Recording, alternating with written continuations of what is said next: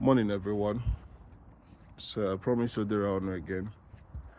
Today, I quickly want to address the issue of housing.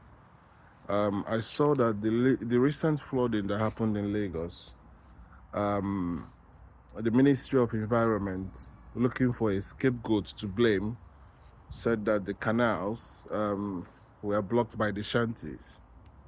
Now, they said they've given ultimatum of 48 hours to those people in the shanties that they're going to destroy all the shanties. And we know that shanties are like extremely low budget housing alternatives. People who are living on unimaginable conditions on top of, canals with mosquitoes and everything, things that are not supposed to be the case. In fact, prison yards or prisons are even better to live in than, living in those shanties made up of zinc and wood and all of that. Now my question is, how do you rehouse these people, or do you just want to kick them out just to create an impression that they are to be blamed for the flooding? First of all, Lagos lost a great deal by losing GRV, Badebo Rosevival, who was the Labour Party candidate for Lagos State, because there is no match, between GRV and Sanwo-Olu. With all due respect to Sanwo-Olu, he's been working. But for perspective, I want to first of all show you how much how much Lagos makes as a state, so that we could understand. Because somebody like GRV is an architect, and if you know how difficult it is for you to even study architect, not for you to attain their, the academic prowess of somebody like GRV, somebody who has, gone to MIT to study architecture. So you have such a credible human being who has the foresight, who has the vision, who has the, the knowledge to run a state and fix issues. Now, on this particular issue, GRV has spoken to it and said it is not about demolishing buildings. The people that built or created the blueprint for Lagos made the canals to be 7 meters wide. At the time, how are you making sure that you clean it up? The grass on those canals, the weed on those canals were so high that they will stop water flow. And some people are telling me that the grass cannot stop flood. How do you mean? Do you know what grass is? Do you know how powerful grass is? You don't know that grass can stop water from flowing.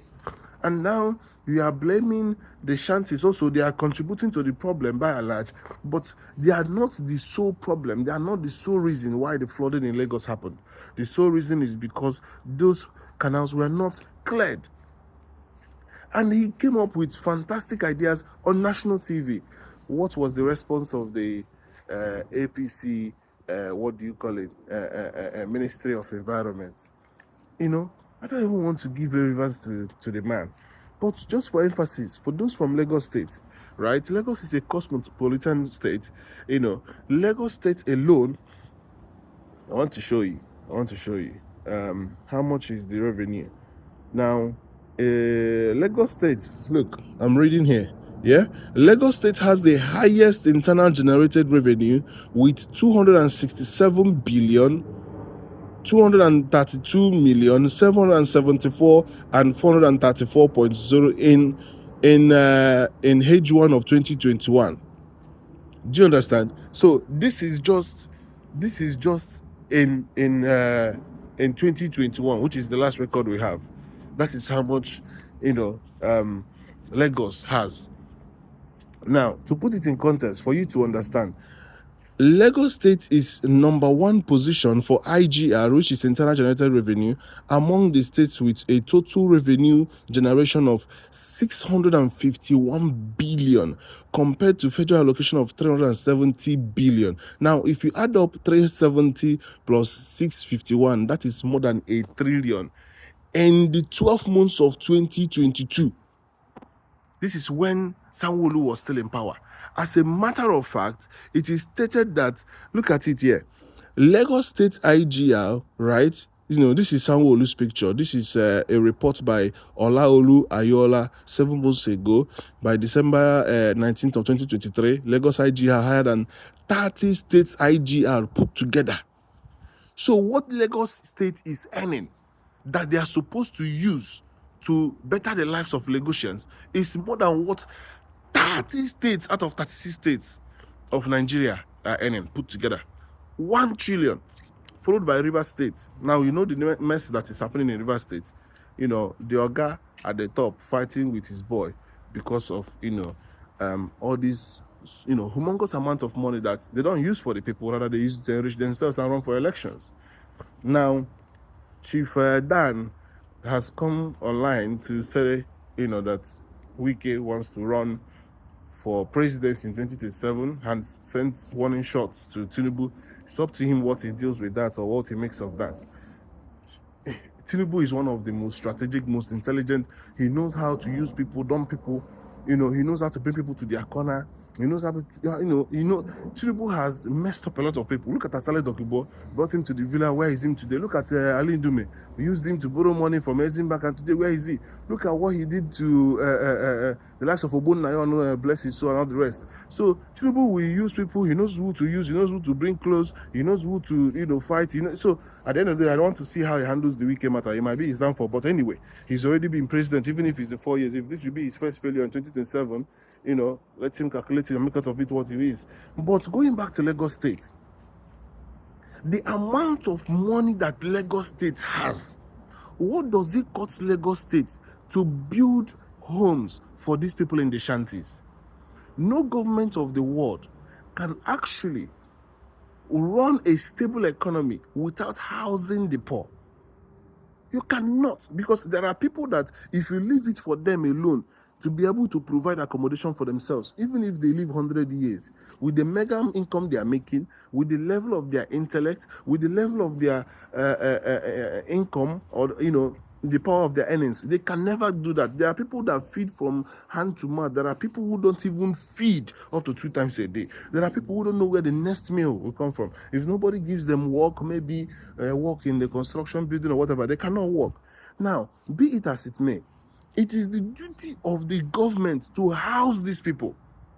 Now, what an APC supporter was telling me was that they should move back to their state. They should move back to their village. How insensible. How? Excuse me. Because the thing is that when people get comfortable in life, maybe God has blessed them, maybe they are abroad, maybe their own person is in power, they forget every other person. Every other person doesn't matter. Every other person is just fighting their regime or stopping them from earning their money or enjoying the wealth of Nigeria. But at the end of the day, posterity will not be kind to you if you don't do the right thing. Power is transient. Money cannot last forever. There is no way that even if you have all the whole money in the world, that you're going to enjoy it in the grave. You are going to leave all these things here and still go back to dust. So what's the whole point? Better the lives of people. Money was created by man. Better the lives of people. The best things in life are free. So I don't understand how you cannot have any human sympathy, any empathy to you having all the houses abroad, having houses in Lagos, living very large, and then somebody else is in the Shanties, and you go there to dislodge them and tell them to move, and you're not rehousing them, and you tell them to move back to the village. So Tinubu has successfully moved people not just to the village, multinationals out of Nigeria, people that have been in Nigeria for 75 years, for 100 years, for 20 years, for 50 years, people are leaving Nigeria in droves.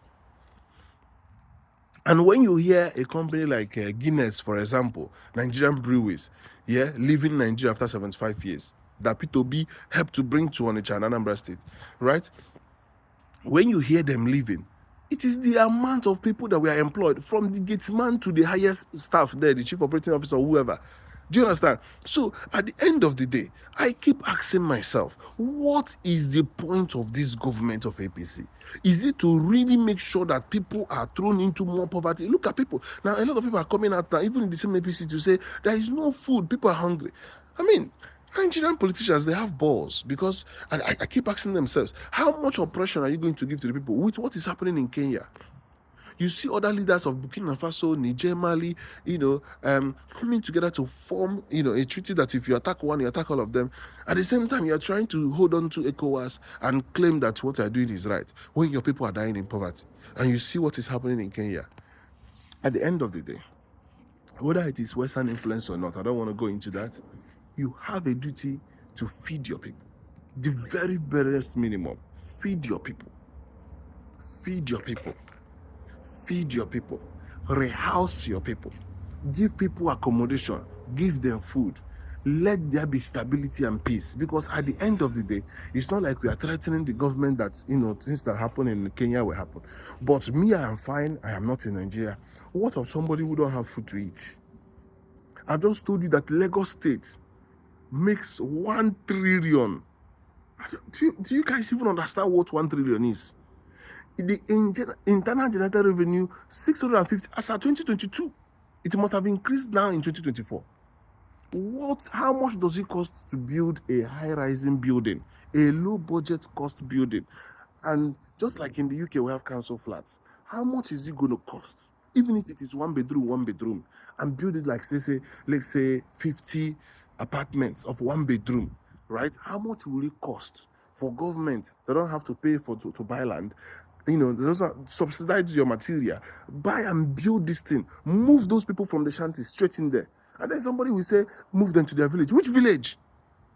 The little jobs that those people are doing, even if it's hawking that they're hawking, are they not part of the IGR? Are they not collecting or paying tax from those people? Are they not paying to those aboros that will say, oh, we are collecting money on behalf of the government? Is that 651 billion that goes to the Lagos State government every month? Is that not part of what do you call it? Did I even say yeah? That's a month actually, 1 trillion a month. That's the money that Sanwo-Olu is sitting on every month. Lagos State earns more than 30 states. More than 30 states.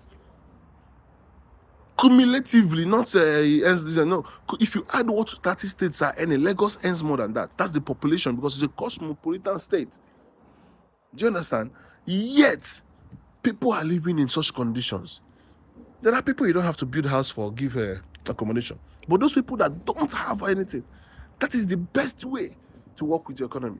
Go to that shanty. Those people are living with mosquitoes, living with, now there's cholera outbreak. What is the point of cholera outbreak? And where was the first place it happened? In Lagos, because people are living living on top of water, defecating on top of water. Do you understand?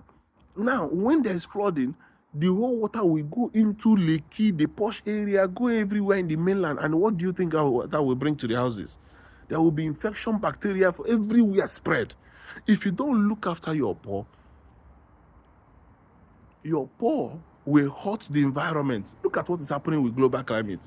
When you see countries investing money into green energy, spending a lot of money, do you think that they don't know what they're doing? You think they are stupid? They know that if they have a safer world, a safer earth, it is safe for everybody. So I'm saying this to say, Sanwo-Olu, you need to look into housing your people. You need to look into housing your people. You have so much money. It is not that wearing the most expensive patek in a Davido's wedding and that the priest will be praising you. I don't care what you wear. That patek alone can build how many houses? At least 100 million can build you, even if it is 20 flats, block of council house, or call it a public housing. These are what the Singaporeans did. These are what the UK is still doing. This is what America does. House the poor people that cannot house themselves.